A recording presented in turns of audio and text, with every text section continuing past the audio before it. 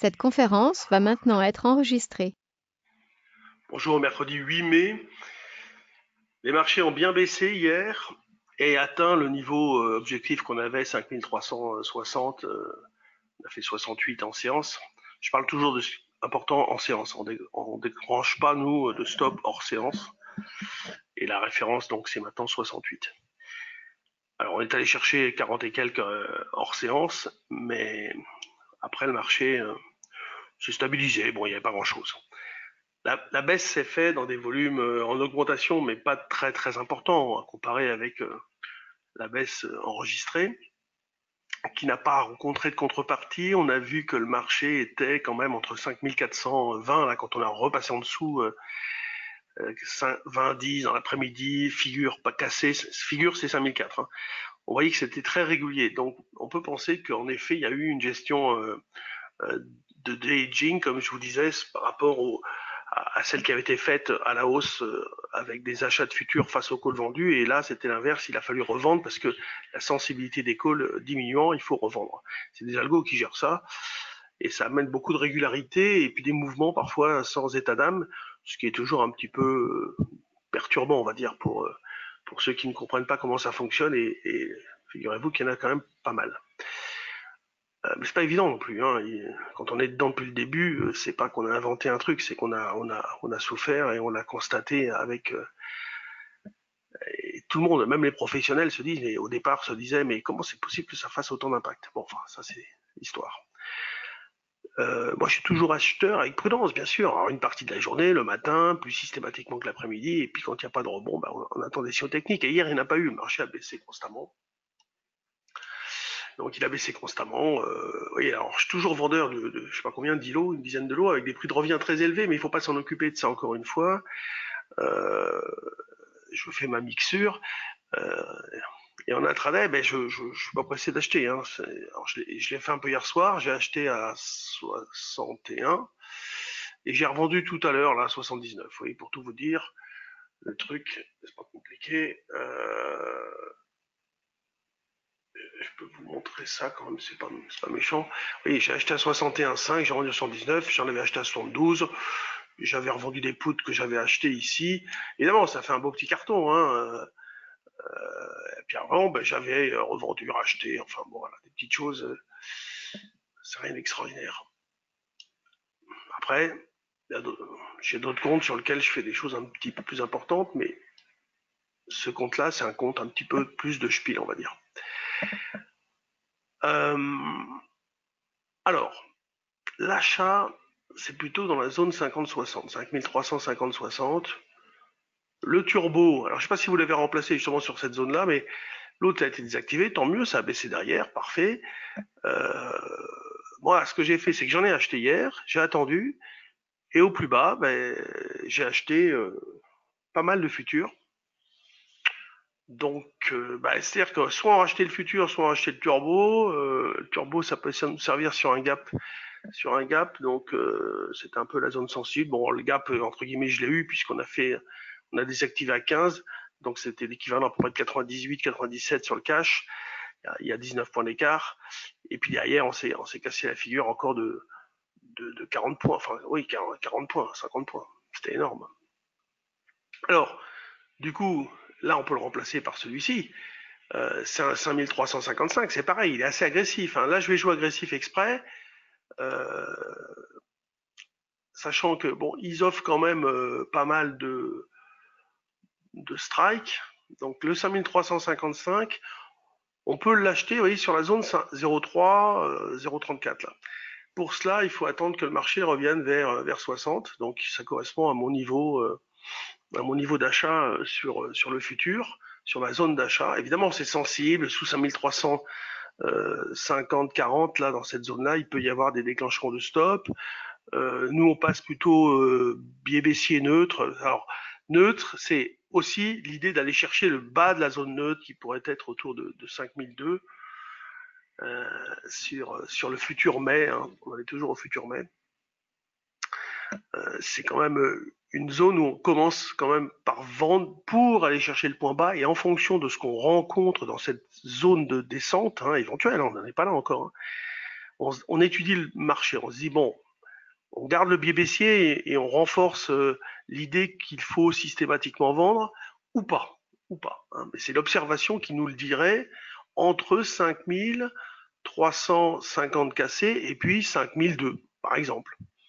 Mais on va pas se poser la question qu'à 5002, déjà à 5003, 5280, 5250, et on observe, on regarde, on voit s'il y a des programmes ou pas. Pour l'instant, je vous garantis que il n'y a aucun programme de gérants, ils sont tous emmerdés, ils savent pas quoi prendre comme décision, mais il faut se mettre à leur place, il n'y a pas de visibilité.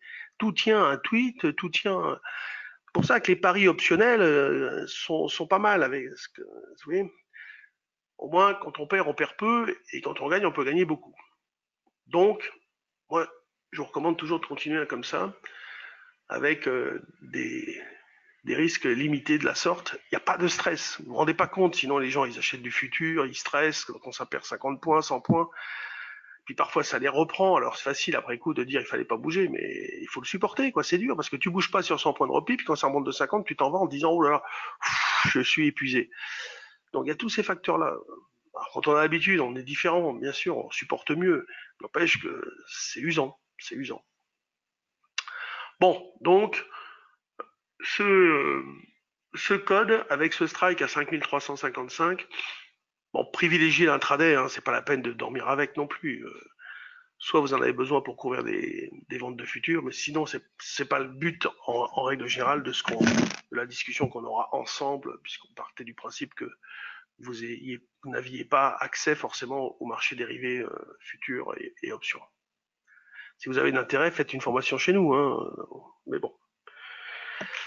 Alors, d'ailleurs, le trade du jour, demain matin, 8h30, 9h, ça commence jusqu'à midi. En fait, vous avez accès à mon PC exactement comme là, vous le voyez, avec mes écrans. Et je trade avec vous pendant toute la matinée. C'est payant, hein, c'est pas gratuit. Hein, parce que là, je vous montre des trucs quand même différents, et puis je vous fais une petite formation quand même. C'est moi qui le ferai, Mathieu n'est toujours pas là, et c'est demain matin. Alors moi, j'ai pas beaucoup de monde en règle générale, ça n'a pas l'air de déclencher les foules. Je le fais quand même avec mes élèves. Close des inscriptions cet après-midi 15h. Voilà. Après, on verra, mais a priori, on prendra la décision, enfin, on fera la liste close 15h aujourd'hui. C'est demain matin, hein, le trade du jour s'appelle. Si vous voulez regarder, regardez sur notre site ce qu'on propose. Alors, le DAX, pareil, on peut l'acheter jusqu'à 12 000, notamment 12 040 qui était le plus bas d'hier. Alors, c'est pareil, bah oui, il me reste un vendeur, très haut, sur mon synthétique, là du début. C'est un vieux synthétique, il n'y a même plus le call en face, hein, ça ne sert plus à rien, hein, puisque de toute façon, j'ai monté une position assez haute. Alors, je voulais vous montrer là-dessus, il faut que je me dépêche parce qu'il y a quand même du boulot. La zone sur laquelle on pourrait aller. Vous voyez cette zone-là, c'est la zone où je suis placé, des fois que. Sinon, il y a celle-ci, voilà. Autour de 12 010, dans ces eaux-là, il y a une zone d'achat possible. OK? Zone de rebond intraday possible. OK. Eurodoll, bon, hier, je ne pouvais pas faire mieux que la vente qu'on a proposée. On a proposé 17 hier. Et on a fait ici 18. Bon. On a fait un repli, de quoi racheter. On a recommencé. Je garde la même zone avec les mêmes écarts. Pour l'instant, il n'y a pas de grosse volatilité. C'est le moins qu'on puisse dire sur l'euro-dollar. Sur les actions, moi j'ai bazardé tous ces derniers temps. Il ne reste presque plus rien. Donc, c'est pas le moment de prendre des initiatives. Vous voyez là, vous avez la liste. Il n'y en a pas beaucoup sur un huitième. Alors, sur un quart, voilà, génomique qui monte. Bon, ça, c'était une reco qu'on avait fait. Je ne sais même pas si ça n'a pas déclenché le stop avant de repartir. C'est des trucs spéculatifs. Hein. C'est galère. C'est pour ça que moi, les stops, je les déclenche à la main souvent. Ah, Neovax, plus rien. Bon, c'est pas la fine fleur du marché. Hein. MBWS, celle-là, elle est bizarre aussi. La rebaisse tout le temps. On laisse tomber. Ok, non, mais écoutez, rien de spécial. On va attendre maintenant, parce que en fait, les Chinois ont dit qu'ils ne signeraient pas n'importe quoi. C'est pour ça que les marchés ont baissé. D'abord, il y a eu Trump qui a dit, qui a tapé sur la table. Le marché s'est repris parce qu'on s'est dit bon, tout le monde va s'asseoir. C'est vrai, tout le monde s'assoit. Mais le problème, c'est que les Chinois ont dit, mais attention, on vient pas pour signer les yeux fermés et n'importe quoi. Donc c'est pour ça que les marchés ont rebaissé aussi violemment, mais sans que les gestions aient eu les moyens de bouger et une raison de bouger. Vous comprenez ça, une raison. Eux, ils ont besoin, quand il y a quand même des grosses quantités d'argent en jeu, des milliards parfois, en directionnel, et ça se fait pas comme ça. Ok, bonne journée, à demain, même heure, et puis soyez prudents. C'est pas le moment de prendre de grosses initiatives, vous comprenez? Il y a des moments où il faut le faire. Quand on a retourné la situation à 4950, nous on est passé acheteur, ok, là on peut prendre des initiatives. À partir de 5004, c'était synthétique systématique, moi j'arrivais plus à acheter en étant tout le temps acheteur, c'est-à-dire sans protection, etc., sans stratégie.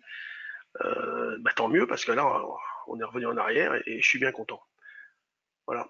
Donc prudence, hein, pas le moment d'y aller à fond. On peut vendre des stratégies d'arbitrage optionnelles parce que les vols ont remonté, mais ça aussi il faut savoir le faire.